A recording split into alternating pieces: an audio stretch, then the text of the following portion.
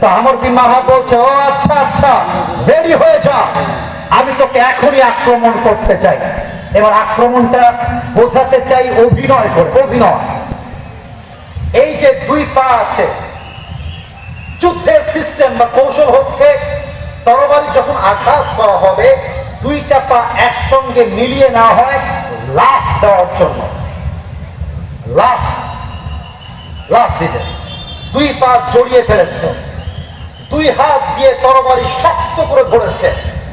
এবার আমাকে দেখেন, সামনের থেকে নিয়ে এমন করে পিছনের দিকে তরবারিটা নিয়ে একটা লাফ দিয়েছে, দেহের সমস্ত শক্তিকে এক করে আমর বিন মারহাবের একদম কাঁধ বরাবর হাসবুনাল্লাহু ওয়া নি'মাল ওয়াকিল বলে একটা আঘাত করেছে। অর্থাৎ আমর বিন মারহাব আলীকে আঘাত করেছে। আমার পয়েন্টে মিস্টেক হলো, আমর বিন মারহাব আলীকে আঘাত করেছে, আর আলী তার ঢালটা ঠেকিয়ে বলছে হাসবুনাল্লাহু ওয়া নি'মাল ওয়াকিল।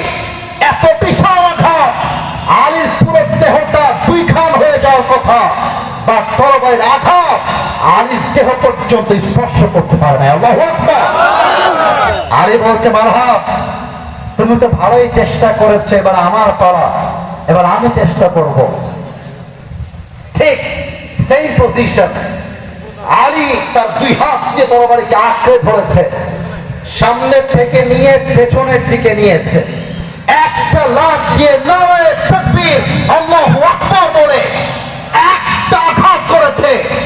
আমর বিন মারহাবের লোহার পোশাক ভেঙে কুড়িয়ে তার পুরো দেহটা দুই আটখান হয়ে দুই দিকে ছিটকে পড়ে গিয়েছে। আল্লাহু আকবার। তাওয়াক্কুল কাকে বলে? আরে ইসলামের বিজয়ের জন্য কোটি কোটি ইমান